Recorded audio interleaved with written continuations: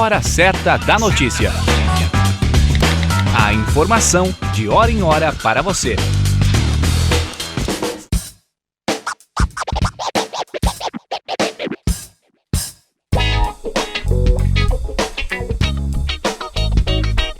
Olá, eu sou a Camila Bulhosa e esse é o podcast FURB FM. Hoje nós vamos falar sobre uma das mais conhecidas escritoras em língua portuguesa, aclamada dentro e fora do Brasil, e que completaria 100 anos em dezembro de 2020, caso ainda estivesse entre nós. Matou a charada? Então vem com a gente conhecer um pouquinho mais sobre a história da Clarice Lispector. Para produzir esse episódio, entrelaçamos dois temas presentes na escrita da autora: literatura e psicanálise. E para isso, conversamos com a psicanalista e professora da FURB, Carla Cumioto.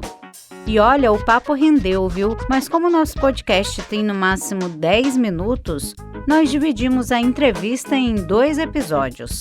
A conversa que apresentamos a seguir passou por edição. Seja bem-vinda, professora. Vamos começar do começo, então. Qual foi o seu primeiro contato com a Clarice e por que a escrita dela chamou tanto a sua atenção? Eu conheci alguns livros de Clarice na minha adolescência, por uma amiga mais velha que já conhecia, então não foi via escola, o que faz muita diferença. Eu não li ela academicamente, eu não sou uma estudiosa da obra de Clarice Lispector. Eu sou uma leitora de Clarice. E apaixonada, e gostaria que outros fossem apresentados a essa escrita. Mas foi na juventude e depois, trabalhando como psicóloga e psicanalista, que ela muito me ajuda a atender. Por quê? Não na ideia de psicanalizar a narrativa dela, os personagens que ela apresenta, os contos, os romances que ela escreveu, mas para estar atenta ao que ela trabalha como dilemas, preconceitos, narrativas de uma época em relação à família, laço social, homens, mulheres. As protagonistas de Clarice são mulheres, né? Só que tem uma particularidade do que é uma boa escritora, e ela não é a única nisso, ela faz você circular na escrita sem necessariamente se identificar. Ela não é binária, ela é diversa no modo da escrita, e ela pede ao leitor que acompanhe, né? Então tu fica atravessando aí a narrativa dela, além de muitas vezes ficar no enigma do tipo como se ficasse faltando, aí tu completa. Só para os ouvintes entenderem melhor, você poderia nos explicar o que é psicanálise? Bueno, a psicanálise é estudo do inconsciente, né? E o inconsciente ele é estruturado como uma linguagem, né? Ele tem um movimento evanescente, ele aparece e desaparece, ele é feito de cenas, de instantes. A psicanálise, assim, por sonhos, pela vida psíquica do sujeito, entendendo que o psiquismo é uma intersecção entre singular e social. A gente não divide sujeito, inconsciente, vida privada, vida pública. O inconsciente é público, né? Então o sujeito fala, quando ele fala, ele está falando também do tecido social que habita ele, né? E quais pontos de confluência entre psicanálise e a literatura de Clarice você poderia nos apontar? Então, é muito interessante isso, porque, em geral, apresentam ela, né, como uma escritora que tem a capacidade de, ao falar suas ideias, provocar um fluxo na consciência, né? Geralmente ela é apresentada assim. Eu entendo esse raciocínio no sentido do exercício do pensamento de Clarice, Virginia Woolf, agora atualmente Helena Ferrante, no sentido de dizer, mulheres pensam, vamos parar com a história de que mulher, o que uma mulher deseja. Vamos falar que ela pensa, e pensa muito, e faz acontecer o mundo, né?